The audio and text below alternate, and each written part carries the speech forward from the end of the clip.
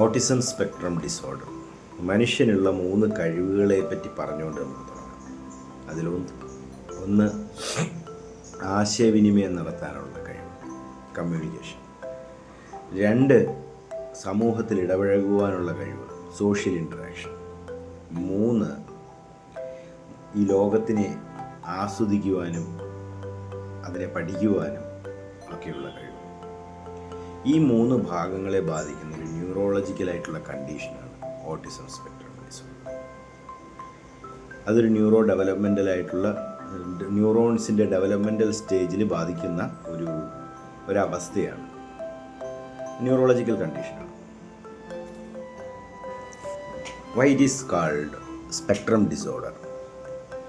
Spectrum disorder എന്തുകൊണ്ട് ഇതിനെ വിളിക്കുന്നു എന്ന് ചോദിച്ചു കഴിഞ്ഞാൽ, ഈ ഓട്ടിസമുള്ള ആൾക്കാരിലെ കഴിവുകളും വെല്ലുവിളികളും, 2 എക്സ്ട്രീം എൻഡാണ് പറയുന്നത്, കഴിവുകളും വെല്ലുവിളികളും. അതുപോലെ തന്നെ ലക്ഷണങ്ങൾ, സിംറ്റംസ്, ഇതെല്ലാം വളരെ ഡിഫറെൻ്റ് ആയിരിക്കും. ഉദാഹരണം പറയുകയാണെങ്കിൽ, ഓട്ടിസമുള്ള ആൾക്കാരിൽ എക്സ്ട്രീം എൻഡിൽ നമുക്ക് വളരെ ബ്രില്യൻ്റ് ആയിട്ടുള്ള, ഇൻ്റലിജൻ്റ് ആയിട്ടുള്ള, കമ്മ്യൂണിക്കേഷനുള്ള ടൈപ്പ് ഒരു ഗ്രൂപ്പ് ഓഫ് പീപ്പിളിനെ കാണാൻ കഴിയും. എന്നാൽ ഇങ്ങേയറ്റം എക്സ്ട്രീം എൻഡിലായിട്ട് നമുക്ക് ക്ലാസിക് ഓട്ടിസം അല്ലെങ്കിൽ കെന്നേറിയൻ സിൻഡ്രം ഉള്ള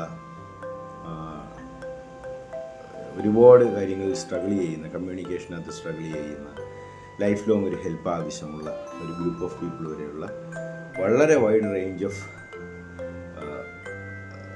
ആൾക്കാരെ നമുക്ക് ഇതിനകത്ത് കാണാൻ കഴിയും. ഓട്ടിസ്റ്റിക് ആയിട്ടുള്ള ആൾക്കാരെ നമുക്ക് ഇതിനകത്ത് കാണാൻ കഴിയും. അപ്പോൾ ആദ്യത്തെ ഗ്രൂപ്പ് എന്ന് പറയുന്നത് ആസ്പെർജേഴ്സ് സിൻഡ്രം എന്ന് പറയും. ആസ്പെർജേഴ്സ് സിൻഡ്രം മുതൽ കെന്നേറിയൻ സിൻഡ്രം വരെ. ഈ ആസ്പെർജേഴ്സ് സിൻഡ്രം തന്നെ എടുത്തു നോക്കിക്കഴിഞ്ഞാൽ അതിനകത്തുള്ള 2 വ്യക്തികളും ഡിഫറൻ്റ് ആയിരിക്കും. അവരിലും മൈൽഡ്, മോഡറേറ്റ്, സിവിയർ എന്ന് പറയുന്ന കാറ്റഗറിയിൽ തന്നെ അവരനുഭവിക്കുന്ന പ്രശ്നങ്ങളും അവരുടെ കഴിവുകളും ഒക്കെ വ്യത്യാസപ്പെടുത്തിയിട്ടുണ്ട്. അവരെയും നമുക്ക് കാറ്റഗറൈസ് ചെയ്യാൻ പറ്റും. അതിനുള്ളിലും 2 വ്യക്തികളെ നമ്മളെടുത്ത് പരിശോധിച്ച് കഴിഞ്ഞാൽ അവരും ഇൻഡിവിജ്വലായിരിക്കും. അപ്പോൾ ഇങ്ങനെ വളരെ വളരെ ഇൻഡിവിജ്വലായിട്ടുള്ള ആൾക്കാരെ, ഒരു ഗ്രൂപ്പ് ഓഫ് പീപ്പിളിനെ സൂചിപ്പിക്കാനായിട്ടാണ് നമ്മൾ സ്പെക്ട്രം എന്ന വാക്കുകൊണ്ട് യൂസ് ചെയ്തിരിക്കുന്നത്. ഇത് ആസ്പെർജേഴ്സ് സിൻഡ്രത്തിൽ മാത്രമല്ല, ഇങ്ങേറ്റ കന്നേറിയൻ സിൻഡ്രത്തിൽ വരെ ഇത് തന്നെയാണ് അവസ്ഥ. അപ്പോൾ ഓരോ ആൾക്കാരും ചെയ്യുന്ന അവരുടെ സിംറ്റംസും അവരുടെ കഴിവുകളും അവരുടെ വെല്ലുവിളികളും എല്ലാം വളരെ ഡിഫറൻ്റ് ആണ് എന്ന് നമ്മൾ മനസ്സിലാക്കുന്നത്. അതുകൊണ്ടാണ് ഇതിനെ സ്പെക്ട്രം ഡിസോർഡർ എന്ന് പറയുന്നത്. ഈ ഓട്ടിസമുള്ള ആൾക്കാർ ഫേസ് ചെയ്യുന്ന പ്രശ്നങ്ങളെന്ന് പറയുന്നത്, അതിൽ ഒന്ന് അവരുടെ സാമൂഹികപരമായിട്ടുള്ള വെല്ലുവിളികൾ, സമൂഹമായിട്ട് ഇടപഴകുവാനുള്ള സോഷ്യൽ ഇൻറ്ററാക്ഷൻ ഇഷ്യൂസ്, അതാണ് അവരുടെ ഒന്നാമത്തെ ഒരു ഇഷ്യൂ. 2 കമ്മ്യൂണിക്കേഷൻ, ആൾക്കാരുമായിട്ട് സംവദിക്കുവാനുള്ള ബുദ്ധിമുട്ട്. 3 പറയുന്നത് അവരുടെ റെപ്പിറ്റേറ്റീവ് ബിഹേവിയർ. നമ്മൾ ഓട്ടിസമുള്ള ആൾക്കാരെ നമ്മളെടുത്ത് പരിശോധിച്ച് കഴിഞ്ഞാൽ അവരിൽ ഒരു റിപ്പീറ്റേറ്റീവായിട്ട് ഒരു ചില ആക്ടിവിറ്റികൾ ചെയ്യുന്നതാണ്. ചിലപ്പോൾ മീനിങ്ലെസ് ആയിട്ടുള്ള ആക്ടിവിറ്റികൾ തന്നെയായിരിക്കും. ഒരേ വഴിയിലൂടെ മുന്നേക്ക് നടക്കുക, അതേ വഴിയിലൂടെ തന്നെ പിന്നേക്ക് നടക്കുക, വീണ്ടും മുന്നേക്ക് നടക്കുക, പിന്നേക്ക് നടക്കുക, അങ്ങനെയുള്ള റിപ്പീറ്റേറ്റീവ് ബിഹേവിയർ അവരിൽ നമുക്ക് കാണാൻ കഴിയും. പിന്നെയുള്ളത് സെൻസറി സെൻസിറ്റീവ്നെസ്. ചിലപ്പോൾ അണ്ടർ സെൻസിറ്റീവ് ആവാം, ഓവർ സെൻസിറ്റീവ് ആവാം. സെൻസറികളുണ്ടല്ലോ, നമ്മുടെ സെൻസറികളിൽ അണ്ടർ സെൻസിറ്റീവ്നെസ്സും ഓവർ സെൻസിറ്റീവ്നെസ്സും ഒക്കെ അവർ ഫീൽ ചെയ്യുന്നത് കൊണ്ട് അതുമൂലം ഉണ്ടാകുന്ന ബുദ്ധിമുട്ടുകൾ. ഇങ്ങനെയുള്ള പ്രശ്നങ്ങളാണ് ഓട്ടിസമുള്ള ആൾക്കാരിൽ പൊതുവെ കാണുന്നത്.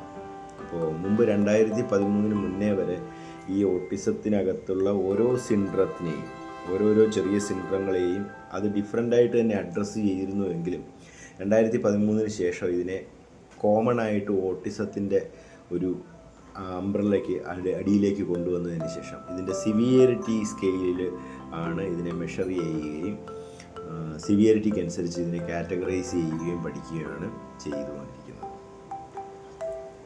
അതുപോലെ തന്നെ സെൻസറി സെൻസിറ്റീവ്നെസ്സിനെ പറ്റി പറയാൻ ഒരുപാട് കാര്യങ്ങളുണ്ട്. Under sensitiveness, over sensitiveness, sensory craving, ഇങ്ങനെ 3 കാറ്റഗറി ആണെങ്കിൽ കൂടി നമ്മുടെ 5 സെൻസറികളും അത് നേരിടുന്ന പ്രശ്നങ്ങളും, അതുകൂടാണ്ട് ഒക്കുപേഷണൽ തെറാപ്പിയിൽ എക്സ്പ്ലെയിൻ ചെയ്തിരിക്കുന്ന വെസ്റ്റിബുലാർ പ്രോപ്രിയോസെപ്റ്ററി സെൻസറികളും, ഇതിനെ എല്ലാത്തിൻ്റെയും ആധാരമായി മാറിയിരിക്കുന്ന ഇൻട്രോസെപ്റ്റീവ് സെൻസറിയെ പറ്റി ഒരുപാട് കാര്യങ്ങൾ പറയാനുണ്ട്. നമുക്ക് ആ വീഡിയോസ് വരും ദിവസങ്ങളിലായിട്ട് റെക്കോർഡ് ചെയ്യാം.